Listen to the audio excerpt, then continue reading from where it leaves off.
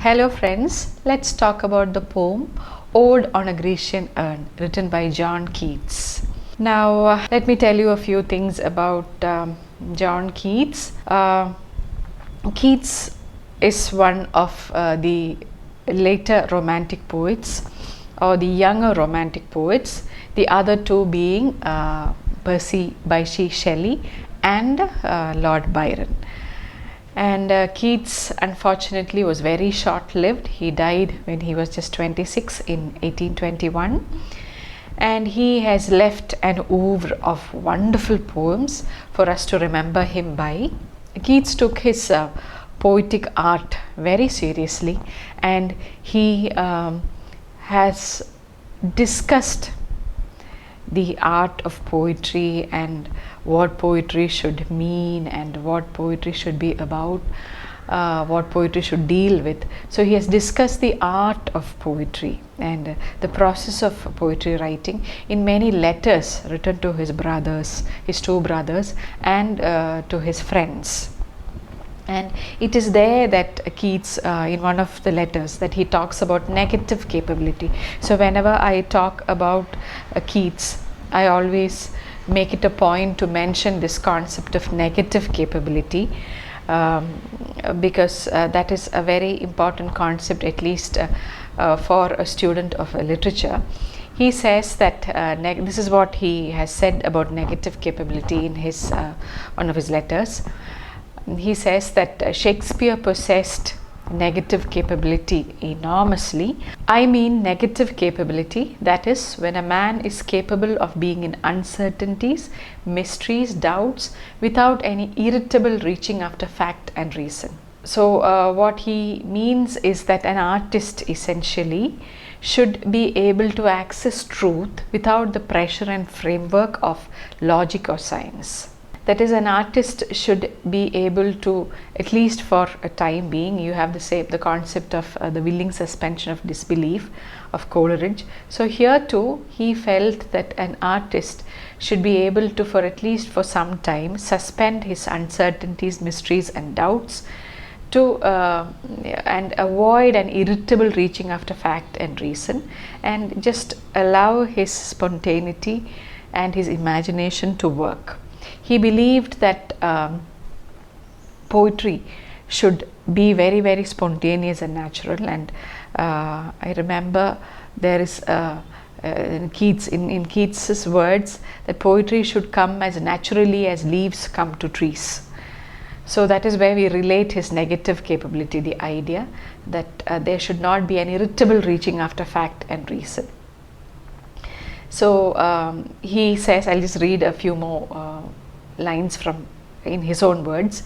Essential to literary achievement, Keats argues, is a certain passivity, a willingness to let what is mysterious or doubtful remain just that. The experience and intuitive appreciation of the beautiful is central to poetic talent and renders irrelevant anything that is arrived at through reason. He says, with a great poet, the sense of beauty overcomes every other consideration, or rather obliterates all consideration. So in his poems he gave a lot of importance to this concept of beauty and truth, and he was always a seeker of these two aspects of beauty and truth. And he was very much interested in ancient Greek culture and even in the medieval period. That was a common trait that he shared with the other romantics.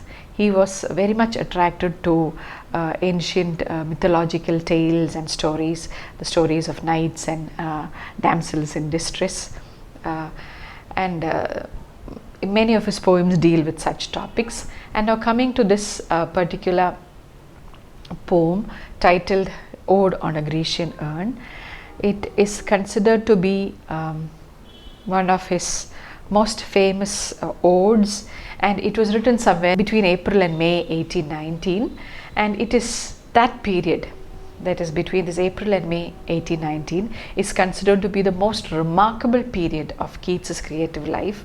And I have borrowed these lines from the book called The Romantic Imagination, written by Maurice Baura. in 1950. So she says that this April to May 1819 is the most remarkable period of Keats's creative life, because that is where he wrote many of his, that is when he wrote many of his outstandingly brilliant poems, all his famous odes, including Ode to a Grecian Urn, Ode to Psyche, Ode to Nightingale. He also wrote the poem called La Belle Dame Sans Merci. So that is why, and this that is why this is called a very fertile period. And a few months before this very vibrant period, there was a kind of a barren period when he hardly wrote anything, because his brother Thomas had died of consumption, and he himself also had the same disease. Another brother to whom he was very close, George, he and his family had emigrated to America, and so on the whole Keats was a little depressed at that time.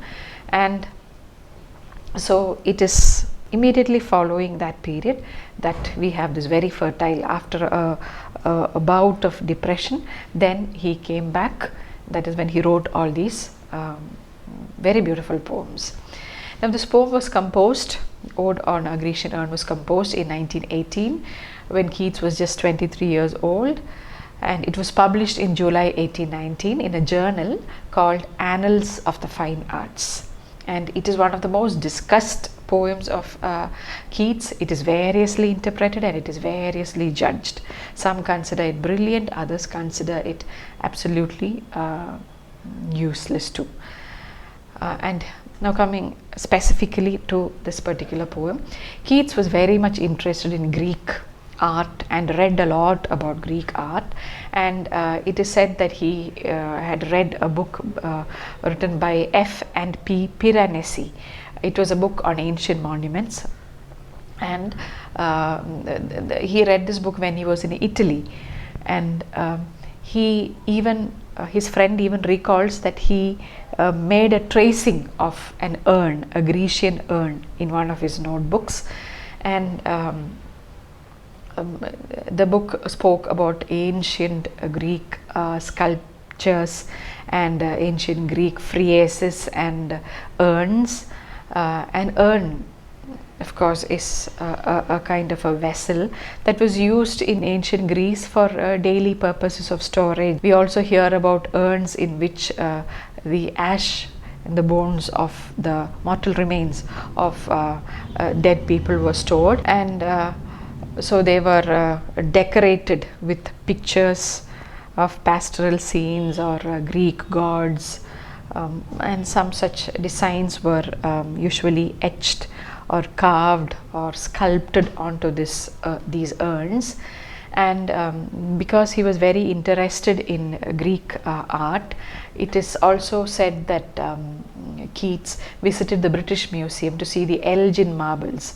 Now the Elgin Marbles were marble sculptures and a part of the marble frieze, the big frieze that was found in the temple at Parthenon, the Greek temple at Parthenon. It was believed that Lord Elgin, who had gone to Greece, he took away parts of this the Greek sculptures from the temple of Parthenon, and it is said that Keats went to the museum, and more than one visit to the museum, and he used to spend a lot of time gazing at these Greek sculptures and Greek friezes.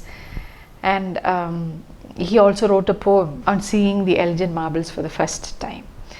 So in this poem too, a Grecian urn is the central kind of object on which the poem is structured, and the technique of this poem is what you would call ekphrasis, ekphrasis, ekphrasis. That is a poetic representation of a painting or a sculpture in words.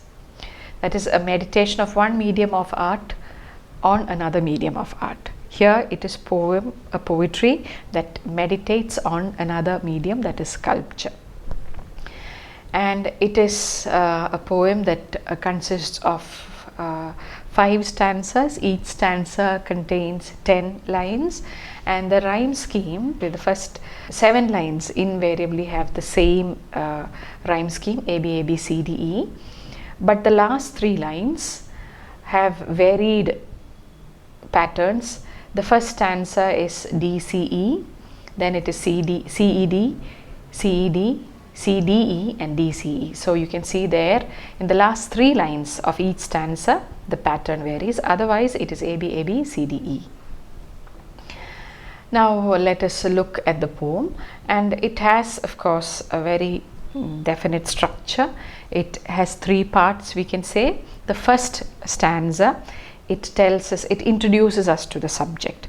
It tells us that the poem, now we know that this is an ode, and so an ode addresses something. Here he addresses the poem to this Grecian urn. So there is this urn placed in front of the poet, and he is talking to the urn, and he is looking at the urn. He makes a careful study of the figures drawn on the urn. So stanza 1 is the introduction to the subject of the poem. Then the second part, that is stanzas 2, 3 and 4, they describe the urn in grand detail, and finally in the conclusion, stanza 5, we have he gives us a message which maybe the urn is trying to convey to humanity. That's how he concludes the poem. Now let's read the first stanza of Ode on a Grecian Urn. As I told you, remember that the first stanza introduces us to the urn.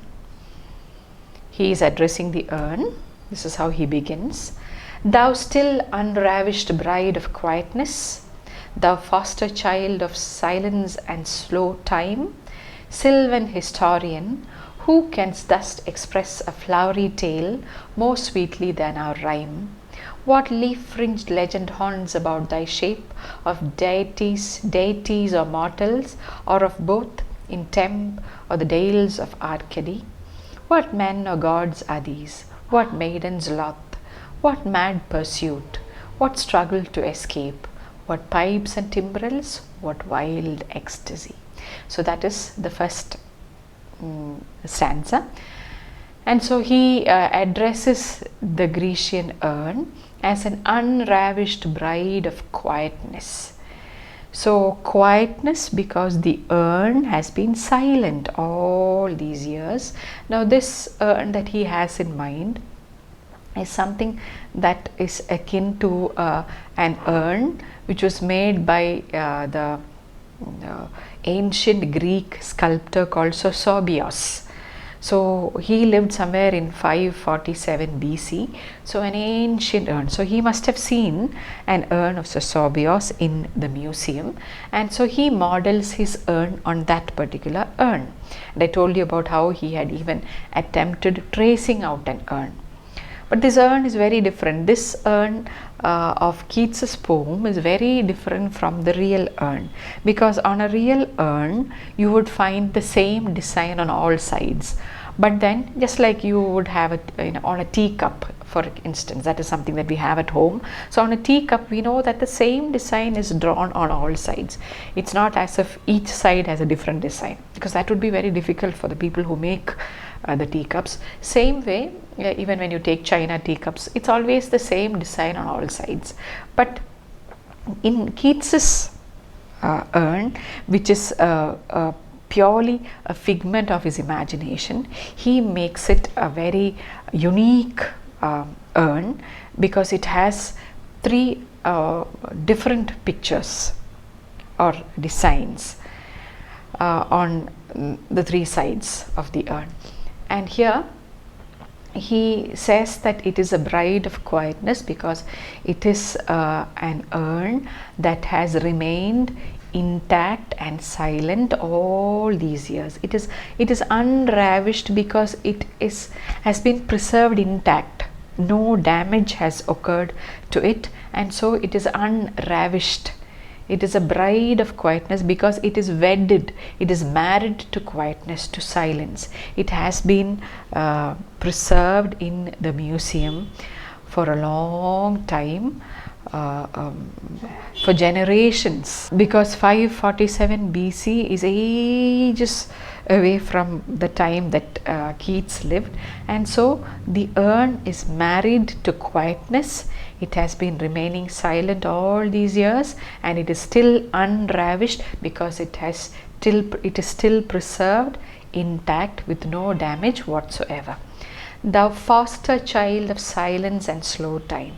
Again he calls it the foster child of silence and slow time, in the sense that the foster parents of this urn, it is silence. We know why it is silence, because we already mentioned it. And slow time, because time, in spite of the passage of these many years, has not done anything to harm this urn. Just like a parent would take care of its child, of his or her child, similarly here time too has taken special care not to hurt the urn. It has gently preserved the urn. That is why the foster child of silence and slow time. And why the foster child? Because the urn was made by somebody else. It was the product of the imagination of a Greek sculptor. So it is the child of his imagination. So originally it belongs to the Greek sculptor who made it. It is his child, but here it has been removed from its original settings. It has been brought to Britain now, and for many years since, it has continued to remain the foster child of silence and slow time. Then he calls it Sylvan Historian, who can thus express a flowery tale more sweetly than our rhyme. So he calls it a historian because it tells us a tale. So a historian is somebody who tells us tales about the past. So here he calls it a historian because it has a lot of pictures on it which tells us stories about certain people, which we will soon come across, and that is why he calls it a historian. And a Sylvan because Sylvan is related to the forest and the woods, and here you have there is a lot of verdance or greenery on this urn. There are trees and such things, so that is why he the setting of the pictures on the urn seem to be pastoral or seem to be related to the woods and such places, and so that is why he calls it the Sylvan Historian, a historian who is going to tell us tales about people who lived close to nature or something like that. So Sylvan Historian who can thus express a flowery tale. A flowery tale, generally when you say a flowery tale, you mean a very fanciful tale, a tale full of imagination and creativity.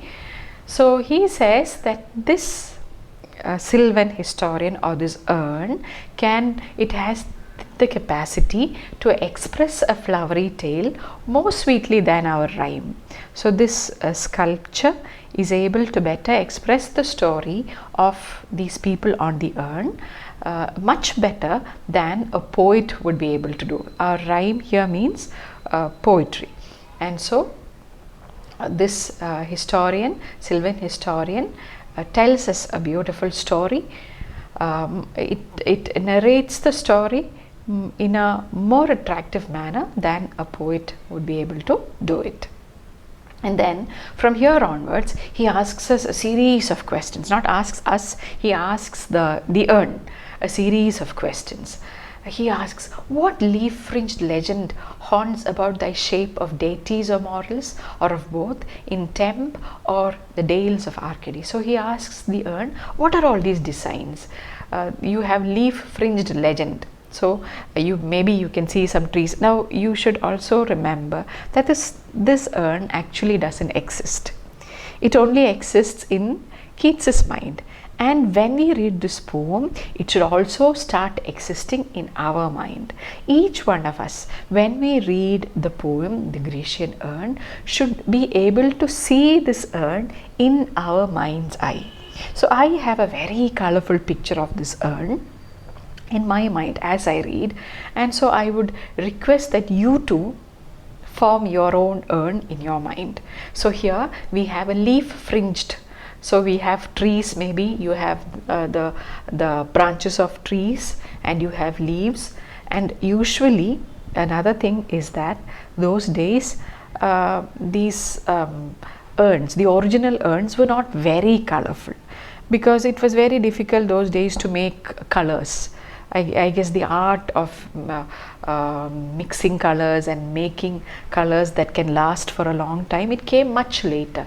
So usually the urn had the color of the material on which if it is a wooden urn, it would be brown, dark brown, light brown, according to the carvings. If it is a marble urn, it usually would be white, with white figures. But then, since this urn doesn't exist at all, we can make it very colorful as our imagination would permit. So in my mind, I have a very colorful urn. So I have green leaves, trees with branches and green leaves. And so he asks, who are all these people? I can see many people on the outside of the urn. Who are all these people, he asks. Are they deities? Are they gods, or mortals, or human beings, or of both, or are they both? In Temp or Dales? And which is this place? Where does all this happen? Is it Temp or the Dales of Arcady? Temp is an ancient place in Greek, in the Greek stories, and Arcady is again supposed to be a very pastoral place. So these are all very beautiful and pastoral settings. So he wonders, which are the place, what inspired the sculptor to draw this? Is it some place in Arcady, or is it some place in Temp? What men or gods are these? What maidens loth? So he says, who are these women? Who are these men or gods? Maidens loth, because he tells us later that there is a picture of a young woman running away from somebody who's chasing her. So loth, the word loth means hatred. So who is this maiden who is running away from somebody? What does she hate? Who is this maiden who seems to be who seems to hate the man who comes after her? So is she really angry at this man who's behind her, or is she just pretending to be coy? So all kind of questions. What mad pursuit? And so why is this fellow chasing this girl? What mad pursuit is taking place there? What struggle to escape? So is this girl running away from him? Is she really running for her life? Is he attempting to molest her? Is she running away to safeguard her chastity? Or is she just running away to pretend that she's very coy? What pipes and timbrels? You can also see some one or two people playing musical instruments. So what pipes and timbrels? These are pipes and timbrels are musical instruments. What wild ecstasy? So it seems to be a scene of great passion and ecstasy, a lot of excitement. So what exactly is happening here? He's very curious to know. So that is what happens in stanza 1. He has introduced to us the urn. So the urn itself is very quiet and unravished, but on the urn we see a lot of excitement going on. Many pictures seem to be presented there.